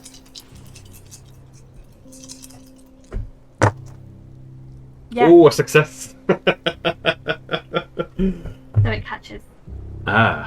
And do I hear a reaction from the Knucklevy? Not at this distance. Okie dokie. Has Robert descended to the attic? The attic. Descended to the attic. Yeah. Then it doesn't really matter what he looks like now, so he's going to crawl and scurry back to the window to see if he can look back. Doesn't have to look heroic anymore. Probably was crawling around looking for the seaweed as well, to be honest. Like in his big robe, crawling on the floor, gathering up some of the seaweed, trying to light it, and then catching, and then damn, I need to see. He'll crawl back over to the window and try and peek out and see if he can see what it's up to. What I will say is this is not infinite seaweed. Okie. So, if it's burning, it will burn. So, it looked at you, but it's still kind of circling at the moment. It's looking like it's just trying to decide whether or not to come closer. Okay, so the burning seaweed doesn't seem to have it's not sensed it. It's not like no. Okay, it's not run away from it. Again, it's a very small bouquet of seaweed. With that, so it doesn't like fresh water, and doesn't like burning seaweed. So the 2 options are we try and get some fresh water out of the well, but that's going to take time. The other option is to see whether or not this dissuades the creature. And by waving it out the window to indicate. Yeah. That's the other alternative, and I don't know.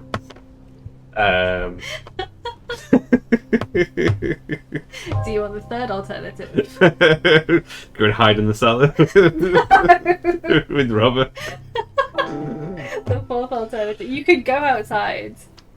Sorry? You could go outside. I feel like waving out the window is a much better option Wave it out the window than going outside. Do it. Yeah, I don't know who you think Nicholas is. Yeah, well... Apparently he's waving out the window like some sort of maiden on a train. Yeah, exactly, but with a burning small bouquet of damp seaweed. Delightful. And we'll wait till it's kind of on a path that he might see it, and then do that.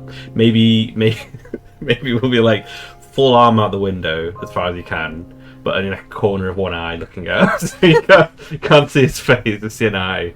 But let's see if it gets any reaction, but his arm will be fully waving the thing out there.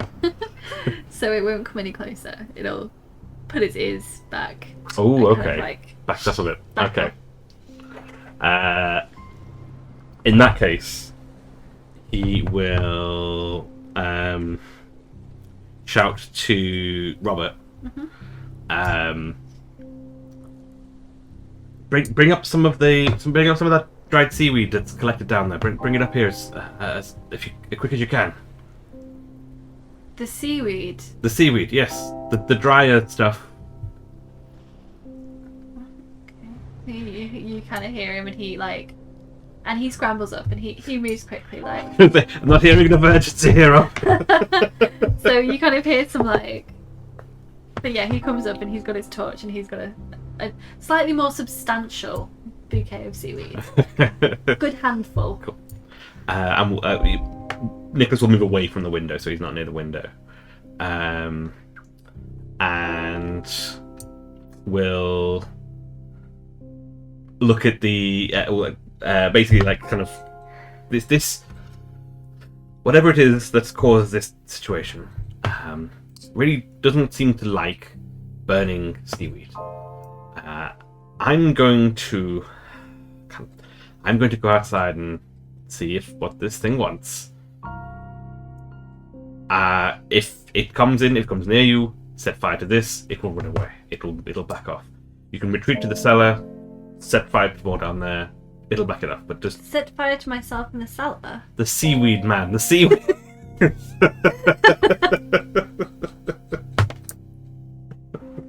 Set fire to stuff if you like, that's none of my business. I implore you, do not look out that window. And... He immediately... No. Whatever you hear out there, do not come out after me. And, Alright. probably doesn't have a, he's got a means of lighting the torch himself, right? Well, he's got the lantern. He's got the lantern, okay. And we'll maybe try and collect Nicholas try and collect a bit more of the seaweed, just to have in his hand. Yeah. And we'll go to the door, and kind of like, he's not going to send Robert downstairs again, but it's kind of like back up and away from the door a little bit, and try and open the door in a way that's barring the view from Robert, and slide out. That's the plan. Very windy. It's very cold. Wrapping the cloak around him, will cautiously approach the. Is it what can I see it? What's it doing? It is almost like pacing up and down in front of the chapel. Mm-hmm. You get the sense that it's waiting for you guys to come out. We'll take a few steps away from the chapel, and kind of pull the hood up over, like straighten it open and straighten himself up a little bit, and put a big smile on, looking into its dead red eyes. Go on, sorry. No? That's it. Good evening, sir. It hisses at you. Yes. Lovely weather. Can I help you at all? Hisses again and moves closer. It sort of like is looming, sensing its like claw arms. We'll take a step backwards as it steps forward. Not going to quite threaten it or anything yet. Is there something on this island that has disturbed you that we can remedy, perhaps? It hisses again, and you can almost make out the word mine. The part you didn't tell me there was a mine on this island. My like, Well, I agree, this is your island, but these people just want to stay out here and make sure the boats are safe as they go past. There's no need to drag people off to the depths. Nope. Not necessary. They mean you no harm. This chapel here is for... Is this for you? And he hisses again. Well, it hisses again. And you kind of hear it say in between the hissing, like, they stopped my food. Ah, food. Yes. Well, we all need a good meal. What is it that you wanted to eat? Oh, that's not good. You wouldn't happen to know the whereabouts of 4 gentlemen? Three or 4 gentlemen, was it? 3 gentlemen. Well, 2 in the crazy one. Yeah. Okay. You wouldn't know the whereabouts of a couple of gentlemen that were here, would you? Didn't catch that, sorry. It's looking quite pissed off now. Stamping its feet and... Take another step backwards towards the door, preferably within like dashing distance of the door. The flesh that you are after, is that something we can compromise on, maybe? You look like a reasonable thing. And it tilts its humanish head to the side, and you see it's almost like weighing you up, like, can I eat this one? And then it hisses again, and as it does, the wind picks up, and you feel it like battering you, almost pushing you towards the sea.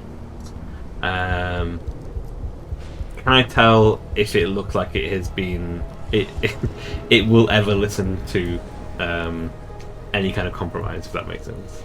Make me... I want to say observation. Observation, empathy. That's 5.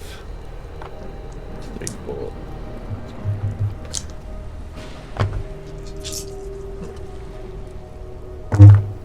Two successes. Not in a million years. Very well.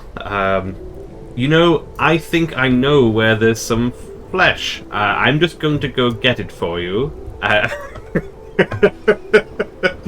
And we'll step backwards towards the door, and watching it very strongly. If it makes a run for him, he's going to try and stick up the...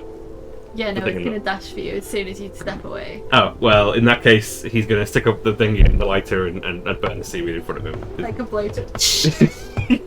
Much less dramatic, because it's not going to go anywhere. And yeah, just burn the seaweed in front of it to stop it from charging in particular. And then, well, depending on what its reaction is, And it backs off straight away. Dash immediately to the door.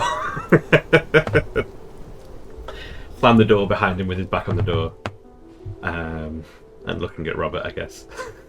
Out of breath. That didn't go well, Robert. And Robert looks green. He wasn't supposed to look, but he looked a little bit, and he is regretting his life choices. You looked, didn't you? Well, as you can see, there's a problem. I have training in this area, Robert. Don't worry. I know what we're about. He does look reassured by that. Good to know.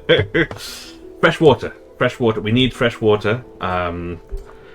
So I'm going to go and see if I can sort out that well over there that had fresh water in it. If anything comes anywhere near this door, immediately light the seaweed and then run away. I'm going to try and see if I can clear this, and maybe we'll be able to keep it away for a long time. Aye, sir. Well, that's probably the first time he's ever been referred to as ISO in any serious capacity. Definitely goes to his head or to his heart. He's like, oh. Feels bolstered. Yeah. Maybe I can do this. And we'll sprint over to the well and look over and see if he can work out how to clear it.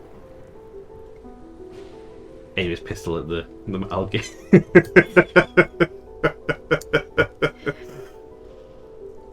So, you can tell with a bit of close looking that if you scramble down,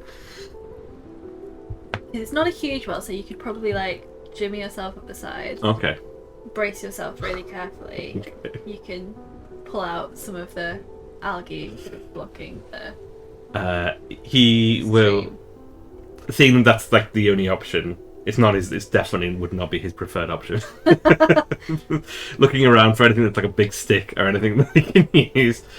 Take off his cloak that you got given from Timothy, because it's probably a bit of a drag, and also, you know, it's a nice gift from Timothy. But then we'll realise that underneath are his clothes that he wears, and that's even worse. But it's what he's got to do. So. And realise that he's also not very good at this kind of physical business, so the idea of shimmying down a well as a hero is all very good. Whether he has the physical body strength to hold himself, I don't know. But he's going to kind of like sit on the edge and then kind of like very carefully, like put hands on either side of the well, lower himself into it, and then try and like find a foothold and shimmy down if he can do, to the point where he can start to what's it called? To clear some of this algae. Poor Nicholas. Maybe on the way down. Be in London right now. Sipping on some sherry. Make me an agility check. Can I add agility? Yeah, can I add agility to it? Yes. It is 0. It's just 3 dice. All he has is physique. He doesn't have any skills in that area. Oh!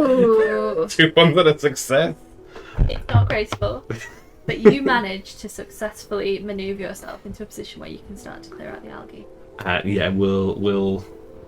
Robert can't see him down here. He's going to start frantically to start like clawing at it, like with both paws, trying to get the water free.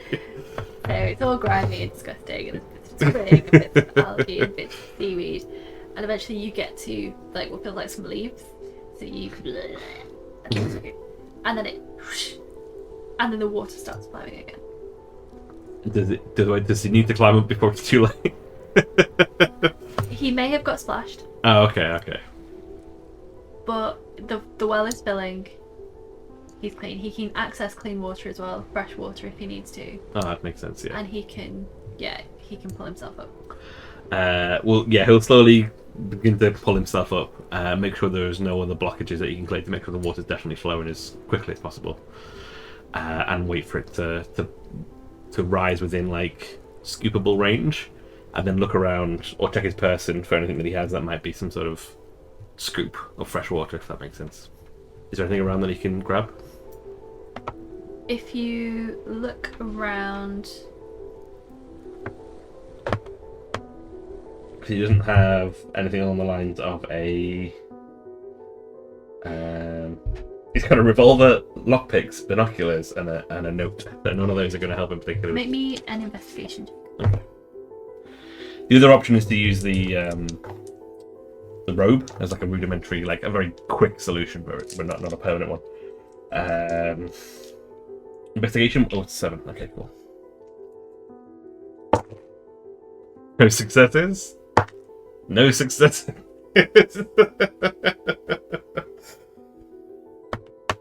You look around, and in your desperation, failing to find a bucket or a cup or any other kind of actual device, your eye catches on Robert and his very fine tricorn hat.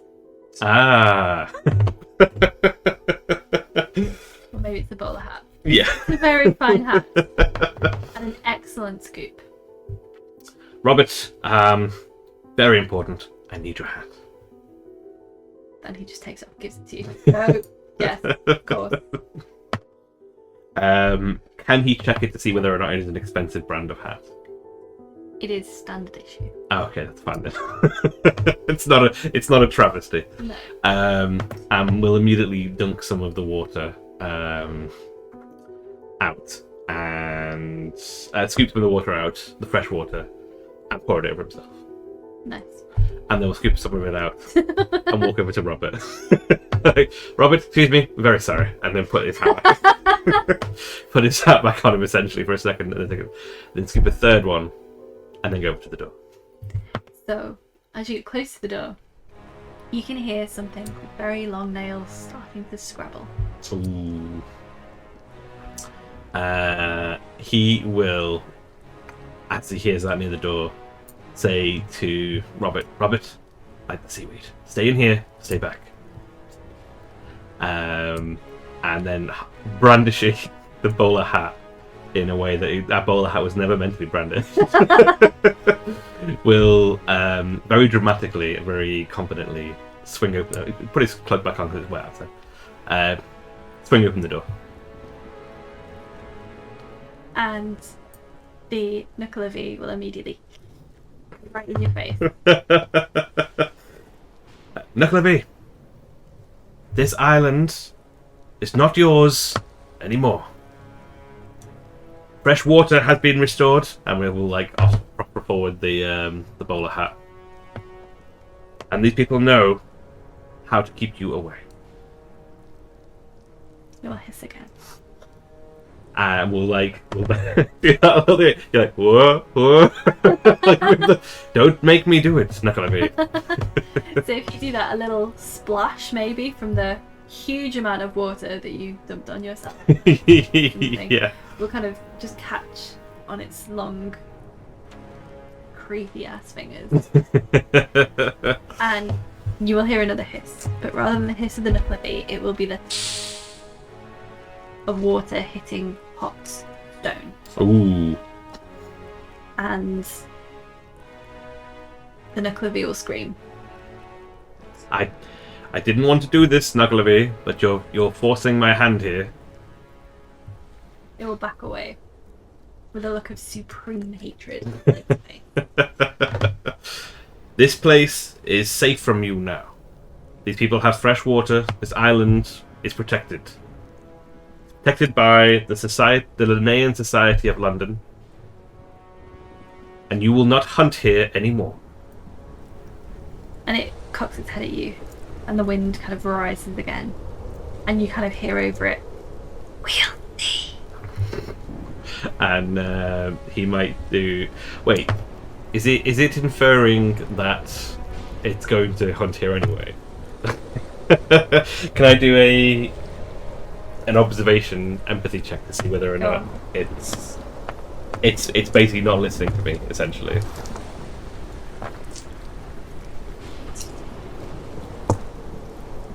No successes. So you haven't succeeded, but you will be able to intuit maybe that there are some Vaesen that you can bargain with. Mm-hmm. From the reading that you did before, where it mentioned the Mother of the Sea. Oh yes. You know that is old spirit magic. I did say it'll only listen to the Mother of the Sea. So it will have been deterred by the water. Mm-hmm. It'll be afraid of you, and it will stay away from you with your little bowler hat. But yeah, it's not going to just listen to you because you shouted at it. But it will leave for now.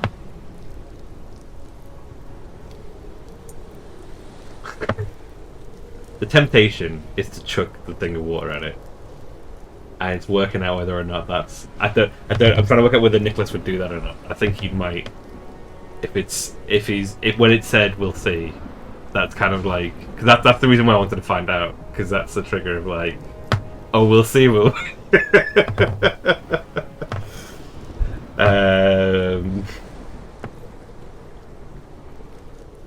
Yeah, he's gonna say.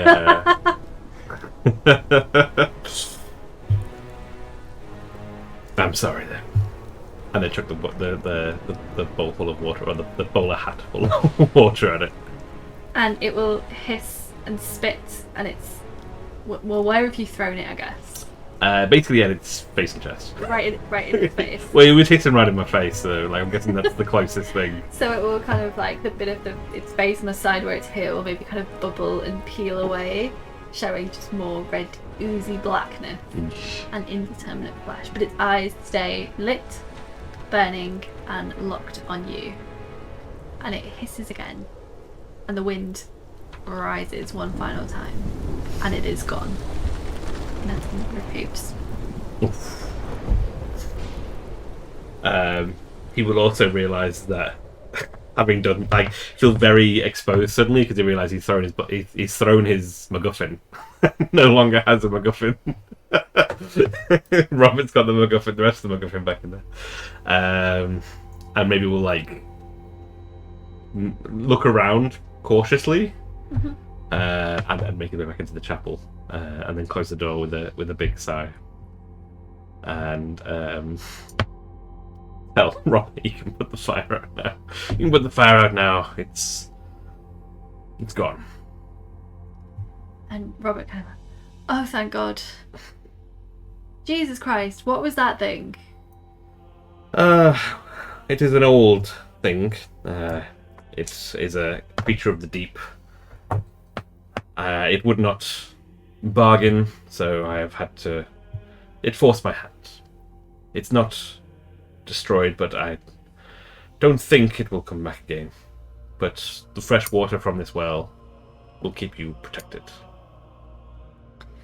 I will tell the Lighthouse Keepers, if they come back, to always keep it flowing. Yes.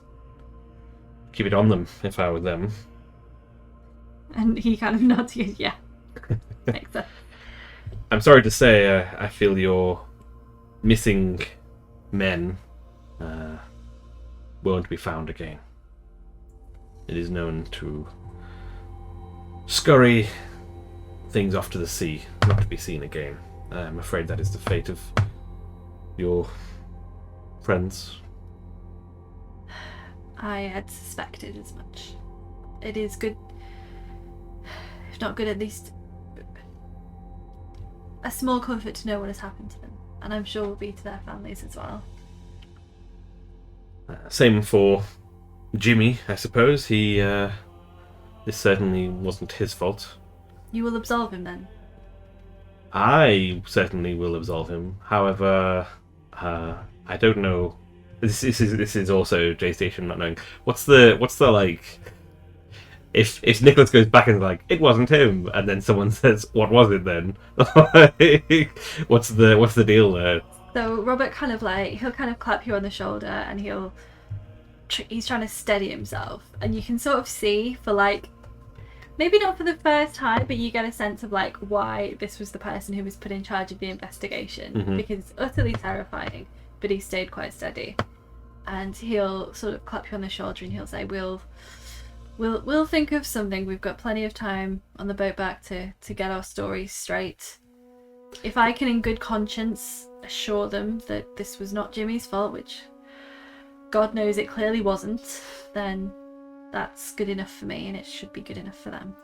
Yeah, because that's what Nicholas was going to pitch. He was going to say, like, this is not a... Well, because I wasn't sure what the situation was in the world in terms of, does Nicholas have any authority? Does the world doesn't know about the Vaesen, so yeah, he would have pitched like, this isn't the first time, you know, we'll come up with a good story. You've seen Men in Black. You've seen Men in Black.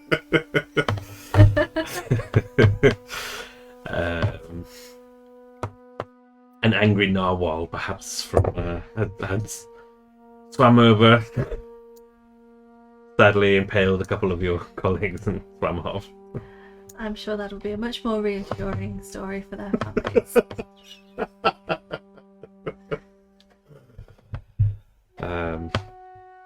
As for you, you seem to be holding up remarkably well.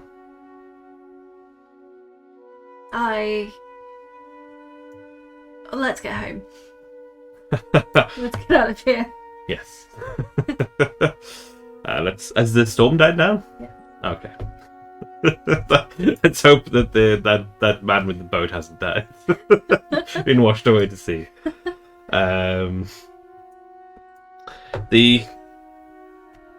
Yeah, we'll talk about it later. I was going to speak to him more, but you wanted to get home, so we'll head home. Yeah, maybe on the boat. Yeah, come up with some ideas for. Maybe they fell in the ocean. Maybe there was a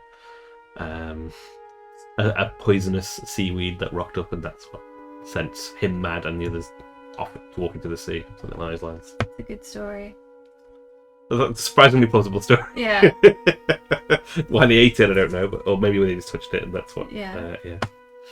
But Nicholas will Maybe a some- jellyfish. Yeah, there you go. Yeah, Nicholas will they were stung by a poisonous jellyfish, and it sent them quite mad, including Jimmy. But the other two, sadly, have just wandered off into the ocean, perhaps. But yes, maybe make sure that the men that come back here are sturdy men and know to keep the fresh water running and keep it on hand if they need it at any time. Yourself, though, Robert, you handled yourself well in this situation. There are a few that do, facing such horrors. If you were ever looking for a slightly more exciting pace of life outside of maintaining lighthouses, it appears you may have the requisite skills, because he can see it, right?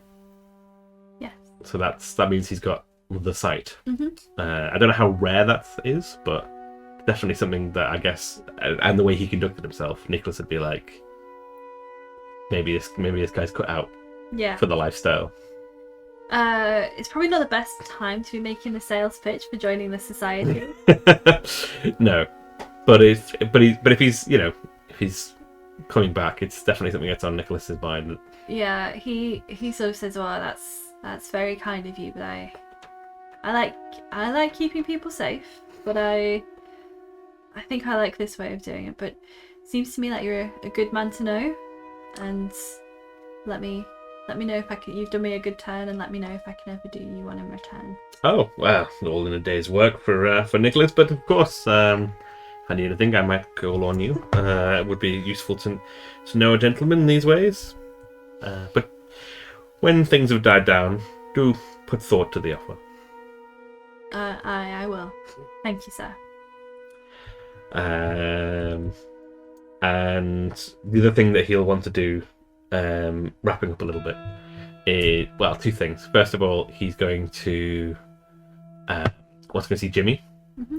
and tell Jimmy that it's gone and it's not coming back, and also give him like a little container of fresh water because it comes back again. Oh. It comes back again. He's got something to protect himself with. Yeah. And it's a safe thing to give him, like in the. He's not going to give him some seaweed and a lighter to the guy in the hospital. And hope that kind of maybe will be a step towards calming him down a little bit, because Jimmy helped a lot. Yeah, and he kind of like he takes the container and he it's that kind of curled up on the bed, and he'll wrap his arms around it. He'll calm. Good lad, Jimmy, and we'll make his way out. And the other thing that he wanted to do, which is quite a pressing matter, was to if he stayed there the night before leaving, get very drunk with Peter, old Peter, and tell him exactly what happened on the island. Amazing. So he's got another story to add to his repertoire. And it's going to come from old Peter, so no one's going to believe him compared to all the other stories. Yeah. So as you leave old Peter in the bar, Mm-hmm. you're kind of going upstairs, and you maybe hear one of them say like, what was the outsider talking to you about? He says, and you kind of hear him as you drift up the stairs saying, and it's a red eye. It had no skin. Its flesh was hanging. Voice was like the devil. Like scraping on the table, like the scrape of its nail. Yeah, loving it. Really hamming it up. And you know that your legend will live on among the people of the Flannel Islands. And he'll give a little bit of a smile as he goes upstairs, hearing the story getting repeated. This endeth the story. Yeah, I guess after that, Nicholas will make his way home. Is there anything that you're kind of taking with you? We know that Robert will be paying out to the widows and Jimmy, looking after Jimmy's family, briefing the keepers, as you've requested. You've got a free book. Yeah, a book of folk tales and not folk tales. What was the word? Was it folk tales? It was Legends of the Flannel Islands, I think. Rituals. Ritual. Yeah, there we go. Yeah. Book of rituals. Something that you can perhaps offer to the library at the Linnean Society as an addition. Or might keep it for himself, because that's a bit more his speed. Depends if he's going to head up this way again. Probably will want to take some of the water from the... Like a sample for himself of the water from the well. And maybe like a little clump of dried seaweed as a little memento of what he's, what he's doing up there. Always good to have. Yeah. Keep it with the lighter, just in case. And maybe, he can do a pressing in his journal of one of the things. I can't tell you how relieved I am to be off those dreaded boats and back on a train to civilization. How anybody gets anything done on these things is beyond me. I'm glad to see the last of that little lighthouse as it turned to be rather more than I'd expected. It was indeed a Vaesen. The first I've faced since... well, at least it was worth my time coming up here, I suppose. He was a big blighter, too. I'll admit, with the seaweed and the horse business, I was half expecting a kelpie. Nothing quite so placid, unfortunately. A knuckleby, it turns out. I'm sure I've probably glanced past one in a book or two before, but to be face to face with one, horrid thing. Thankfully, a book of local rituals helped confirm what my honed instincts were already telling me, and I saw off the dreaded beast in short order. This, sea mother, though, huh? I'll have to ask Tim about that. That poor chap Robert caught a glimpse of it. I tried to offer him an escape from that dreary little life. He seemed like a decent enough chap, but he didn't seem too keen. Still, at least he knows how to deal with it should the knuckleby return. He told me the young mad boy, Jimmy, will be looked after, though, so I'm glad at least for that. Tim about his colleagues. As for my colleagues, I know Tim will be enthralled by another tale from his favourite field agent's daring do's. And maybe after this, Lady F and Major Derwent will leave me to my own pursuits of the Society. I've had quite my fill of field work, thank you very much, and I have no plans to do any further for quite some time. Thank you very much for that. That was the end. It was good. Thank you for playing. Didn't you tell me this was based on a true story? Yeah. How much of the story was true? Well, for those who are interested, there is an excellent episode of Dark Histories which talks about the legend of Eilean Mor. Podcast. Yeah. The lighthouse. Mm-hmm. The island. The person investigating. The three men just disappeared. All of them disappeared. All three of them? All three of them disappeared. Ooh. Everything else, where they basically came back to... We didn't get to it in this, but in the original story, like part of the western landing was completely destroyed. Like the gates were destroyed and there was loads of damage. And they think that somebody went down and then the other ones went to help and they all got swept out to sea by enormous waves. But essentially they came to land, the relief vessel. There was nobody there. Yeah, that's very creepy. It's a very good basis for this. It's very creepy, isn't it? Which made a very good adventure though. I've enjoyed it a lot. Did you enjoy it? Was it what you expected? Not quite, no. Not quite at all. But I felt like Nicholas had a good time. And Nicholas comported himself well. Yeah. It's that thing of like when his instincts kick in, it's kind of like he can do the job as just about. And will try and wheel and deal his way through a situation before doing anything else. But unlike Regibald, he's probably a little bit more inclined to resolve a situation if there's not going to be Gonna flick water. Gonna flick water at you, yeah. These deadly water balloons and bowler hat. Which is excellent, by the way. And I don't think dry cleaners exist. So he would have offered to get his hat cleaned for it. Dry cleaned for Robert, but I don't think he has that. On the Linnean's account, of course. Yeah, that was really good. No, that's good. Thank you for playing, and thank you everyone who watched. Yes. We'll be back next time with another episode. Another mystery for Nicholas to venture his way through, to deal his way through. Ooh, mysterious. Come and join us next time. Exactly. Thank you very much. Good evening. Have a good evening.